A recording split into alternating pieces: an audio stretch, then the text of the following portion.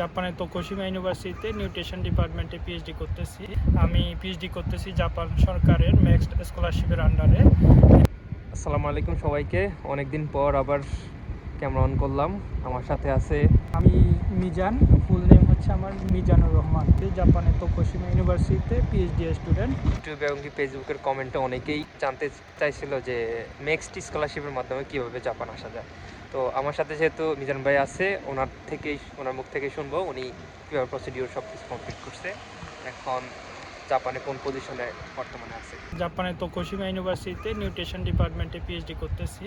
আমি গত বছর 2021 অক্টোবরে শুরু করছি আমার পিএইচডি। আমি পিএইচডি করতেছি জাপান সরকারের নেক্সট স্কলারশিপের আন্ডারে। এটা হচ্ছে ওয়ার্ল্ডের বেস্ট একটা প্রেস্টিজিয়াস স্কলারশিপ পিএইচডির জন্য, এবং এই প্রোগ্রামের মাধ্যমে পিএইচডি মাস্টার্সেও আসা যায়। তো এটা হচ্ছে জাপানেরও সবচেয়ে ভালো স্কলারশিপ যারা পিএইচডি করতে আসে। তো এই স্কলারশিপের আন্ডারে সব কিছু কভার করে। এরপরে আমাদের থাকা খাওয়া বা আমাদের এখানকার যে কস্টের জন্য গভর্নমেন্ট আমাদেরকে মান্থলি একটা অ্যামাউন্ট দেওয়া হয়। সো আমি বলবো যে ম্যাক্সটা হচ্ছে জাপানের এবং ওয়ার্ল্ডের অনেক একটা ভালো একটা স্কলারশিপ। এই ম্যাক্সটা স্কলারশিপে অ্যাপ্লাই করার জন্য দুইটা ওয়ে আছে বাংলাদেশ থেকে। একটা হচ্ছে কোনো একজন প্রফেসরকে ম্যানেজ করতে হবে জাপানে।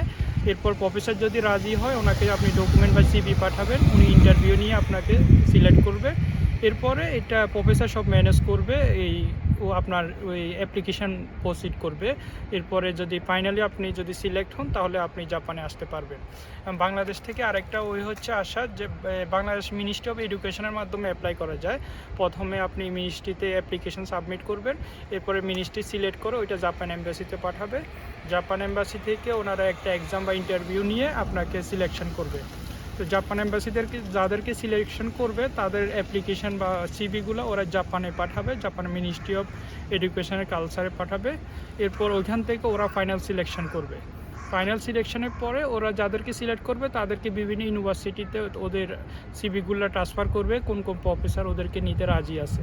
সো এরপরে প্রফেসর যদি আপনাকে নিতে ফাইনালি রাজি হয়, ওরা সিলেক্ট করবে, তারপর আপনি ফাইনালি সিলেক্ট হবেন এবং আপনার স্কলারশিপ কনফার্ম হবে। বাট এই সেকেন্ড যে প্রসেসটা, এটা একটু লেন্দি এবং একটু কঠিন। বাট আমি যেটা প্রসেসে বললাম ফার্স্ট, যেটা প্রফেসরকে ডাইরেক্ট রাজি করে প্রফেসর মাধ্যমে অ্যাপ্লাই করা জাপানে, ওইটা একটু ইজি এবং খুব তাড়াতাড়ি হয়। ওইটা আমি ওইভাবেই আসছি। আমি ডাইরেক্ট প্রফেসরকে ইমেল করে রাজি করাইছি এবং উনি আমাকে ইন্টারভিউ নিয়ে সিলেক্ট করছে। তারপর প্রফেসর আমার সব অ্যাপ্লিকেশন প্রসিড করছে।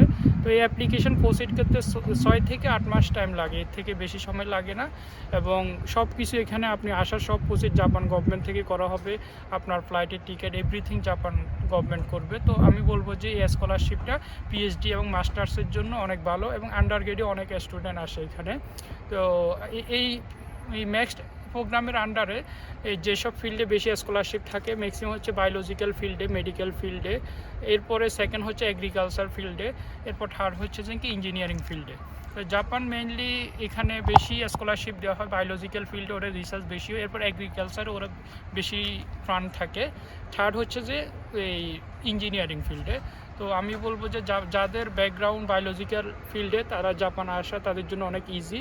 এরপরে এগ্রিকালচারে যারা পড়াশোনা করতেছেন বাংলাদেশে, তারাও চাইলে আসতে পারেন। এবং ইঞ্জিনিয়ারিংয়ে এখানে ভালো ফিল্ড আছে, ইঞ্জিনিয়ারিং ফিল্ডে যারা আছে তাদের জন্য অনেক ভালো একটা ফিল্ড জাপানে জবের জন্য।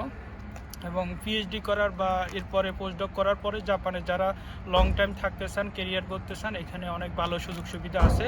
তো এই জন্য মেইনলি হলে জাপানে আপনাকে জাপানিজ ভাষা শিখতে হবে। যার যত বেশি জাপানিজ ল্যাঙ্গুয়েজে দক্ষতা থাকবে, তার এখানকার ফিউচার অনেক ভালো হবে। আচ্ছা, এখানে একটা কোশ্চেন হচ্ছে, বাংলাদেশ থেকে যারা মানে নেক্সট স্কলারশিপের জন্য অ্যাপ্লাই করবে ভাবে, তাদের একটা শঙ্কা থাকে, সেটা হচ্ছে যে মানে জাপানের এডুকেশন সিস্টেমটা কি ইংলিশে নাকি জাপানিজ ভাষার উপরে, বা এই যে জাপানিজ ভাষার একটা ব্যারিয়ার, এটা কিভাবে?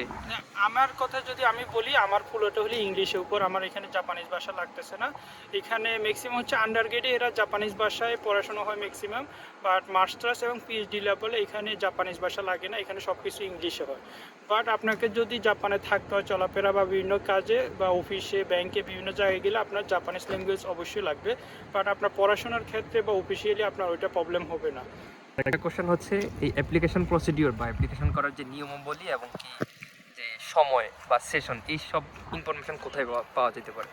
তো এখানে জাপানে অ্যাপ্লিকেশনের জন্য বাংলাদেশে যে মিনিস্ট্রি অফ এডুকেশনে একটা নোটিশ দেওয়া হয়, তো বছরে একবার এখানে অ্যাপ্লিকেশন করা যায়। তো আমি যতটুকু জানি এখানে বাংলাদেশ থেকে স্টুডেন্ট আসে অক্টোবর সেশনে জাপানে। তো এপ্রিল সেশনে এখানে বাংলাদেশ থেকে তেমন স্টুডেন্ট আসে না, ম্যাক্সিমাম অক্টোবর সেশনে আসে। তো অক্টোবর সেশনে যা স্টুডেন্টরা আসবে তারা মার্চ এপ্রিল থেকে মোটামুটি অ্যাপ্লিকেশন শুরু করে। তো আপনার মার্চ এপ্রিল বা মেতে আপনি মিনিস্ট্রি অফ এডুকেশন বা ইউজিসির ওয়েবসাইটগুলোতে আপনারা নোটিশ দেখতে পারবেন, নেক্সট স্কলারশিপের যে সার্কুলার দেওয়া হয় এখানে, অথবা বাংলাদেশে অনেক নিউজ মিডিয়া অনলাইনে এগুলো দেওয়া হয়। হ্যাঁ, এটা হচ্ছে জাপানের তোকোশিমা ইউনিভার্সিটি, আমার ইউনিভার্সিটির ক্যাম্পাস। এখানে মেইনলি আছে মেডিকেল ক্যাম্পাস। তোকোশিমা ইউনিভার্সিটির দুইটা ক্যাম্পাস আছে, একটা হচ্ছে ইঞ্জিনিয়ারিং, একটা মেডিকেল।